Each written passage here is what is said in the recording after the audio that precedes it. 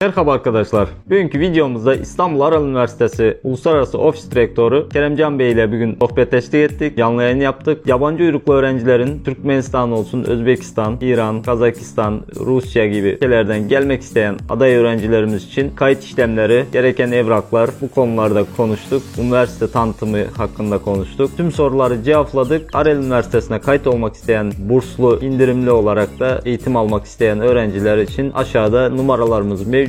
İyi seyirler dilerim.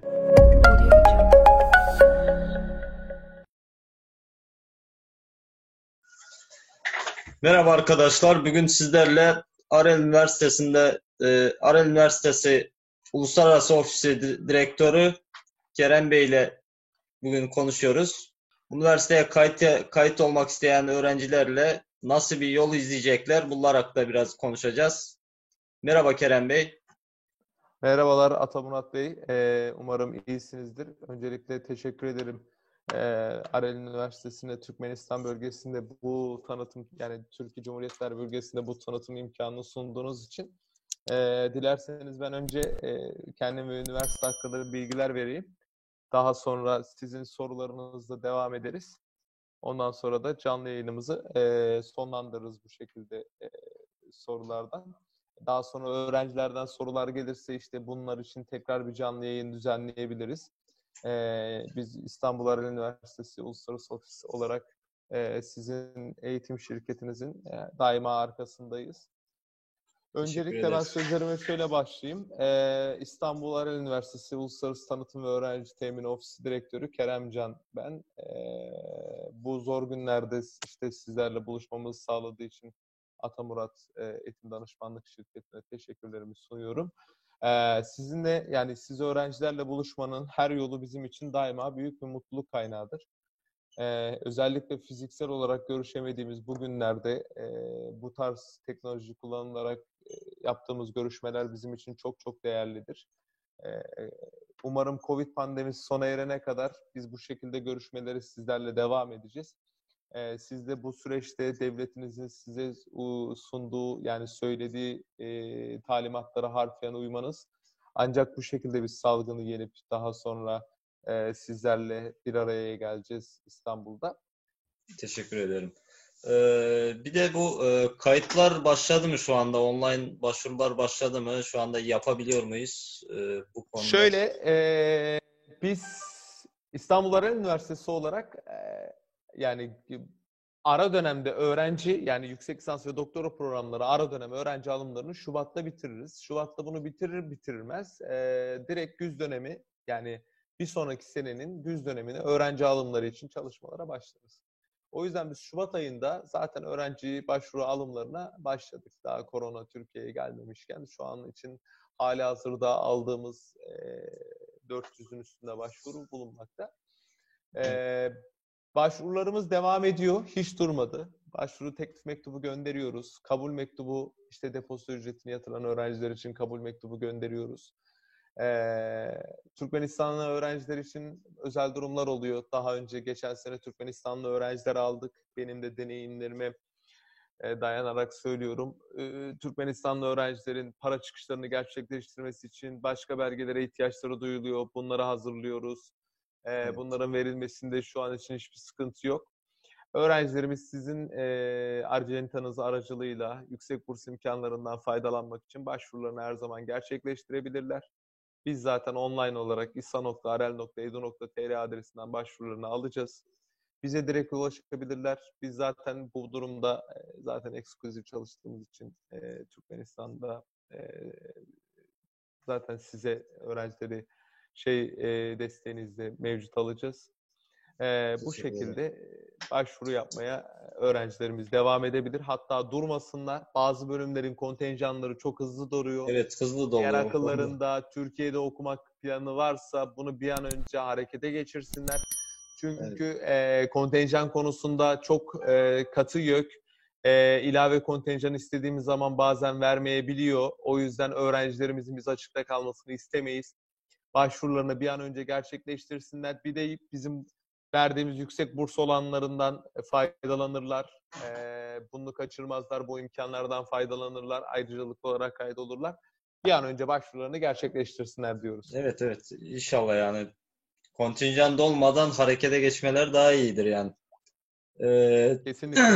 Şimdi Türkmenistan vatandaşları bir de biz şu anda Özbekistan, Rusya buralarla da şimdi çalışmalara başladık.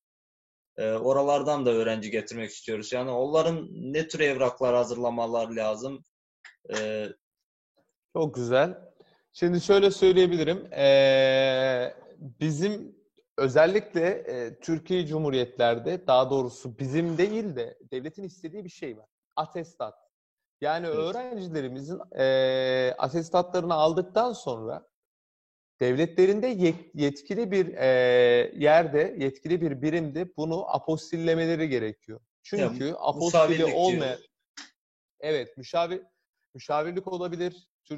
Bazı ülkelerin Türkiye'deki büyükelçilikleri de yapıyor ama bu işin en garantisi öğrenciler Türkiye'ye gelmeden önce işte mesela Türkiye'de valiliklerde yapılıyor. Evet, Türkmenistan'da, Özbekistan'da, Rusya'da bu hangi birimse apostillerini alması gerekiyor. Çünkü apostille almayan öğrencinin denklik alma değerlendirilmesi maalesef gerçekleştirilmiyor.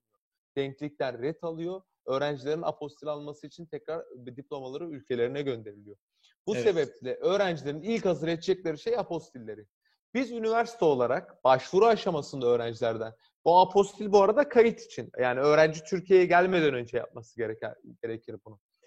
Biz öğrenciden başvuru için ne istiyoruz peki? Öğrencinin diplomasını, transkriptini, pasaportunu görelim. Biz öğrenciye bu anlamda başvurusunu kabul edip teklif mektuplarını gönderiyoruz.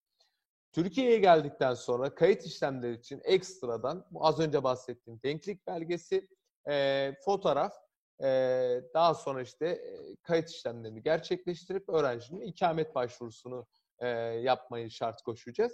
Yüksek evet, lisans ve doktora öğrencilerine ilave olarak yüksek lisans öğrencilerinin lisans diploma transkriptlerini, aynı zamanda CV'lerini ve niyet mektuplarını isteyeceğiz. Doktora öğrencilerinin hem lisans hem yüksek lisans diploma transkriptlerini, CV'lerini, niyet mektuplarını isteyeceğiz başvuruları için. Yüksek lisans ve doktora öğrencilerin mezun oldukları lisans ve yüksek lisans programlarının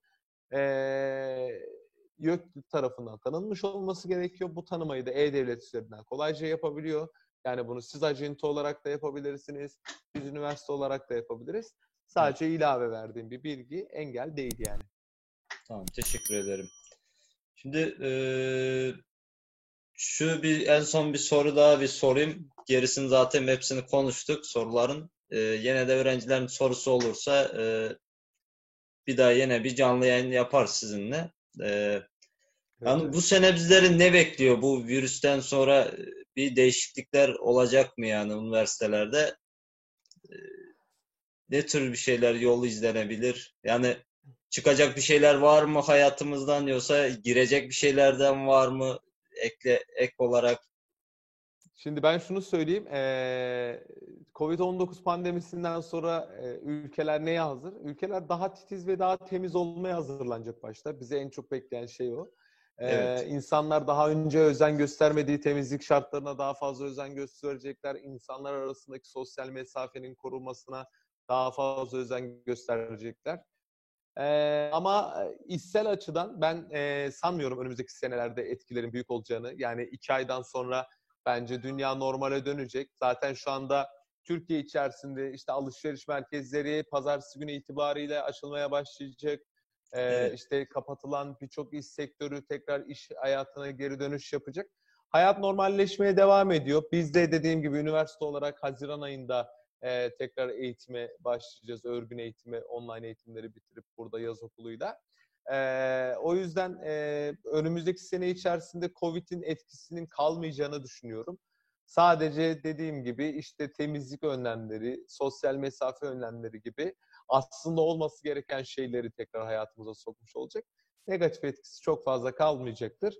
Biz de inşallah. sanki Covid-19 pandemisini hiç yaşamamış gibi uluslararası öğrenci alımına devam edeceğiz. Önümüzdeki seneden itibaren tekrardan ülke ziyaretlerine, lise ziyaretlerine, fuar ziyaretlerine devam edeceğiz. İnşallah. İnşallah yani çabuk bitsin. Zaten yollar açılmak üzere. Yani Türkiye'de çok da güzel yani hızlı bir şekilde azalma var şu anda virüste. Her şey normale dönecek yani bu gidişte inşallah. Evet, umudumuz da planlamamız da bu şekilde bizim. Evet. Teşekkür ederiz verdiğiniz bilgiler için. Ben çok Yani teşekkür ediyorum. kayıt yaptırmak isteyen öğrenciler işte numaralarımızdan ulaşabilirler. Yani Arel Üniversitesi Türkiye'nin en güzel bir üniversitelerinden birisi. Direkt olarak da kayıt yaptırabilirler. İsterlerse indirimli fiyatlar tabii ki Atamra danışmanlık üzerinden de gelebilirler yani. Evet. Teşekkür ederim. Ben teşekkür ederim Atamurat kardeşim. Atamurat'ın da bahsettiği gibi biz gerçekten İstanbul içerisinde Türkiye'de kaliteli eğitim vermeyi hedeflemiş. İş sektörüne direkt kalifiyeli elemanlar, öğrenciler yetiştirmeyi planlamış bir üniversiteyiz. Zaten istatistiklere baktığımız zaman mezunu en çok üniversiteye yani en çok işe yerleşen üniversitelerden bir tanesiyiz. Ben dediğim gibi biz şu anda sektöre daha yeni giriş yaptığımız için çok uygun fiyatlar üzerinden uluslararası öğrenci alımı yapıyoruz. Yani buradan yaklaşık bir iki sene sonra bu fiyatlar çok üstünde olacak. Evet. O yüzden indirimli fiyatlarımızdan faydalanmak için Atamurat Eğitim Danışmanlık üzerinden bizlere ulaşabilirsiniz. Ben eminim zaten o fotoğraf bu video ile birlikte sizlerle telefon numaralarını ve iletişim adreslerini de paylaşacaktır. Tabii tabii. Çok teşekkür ederim. Biz İyi de günler teşekkür dilerim. ederiz. İyi günler. Sağ olun. Sağ olun.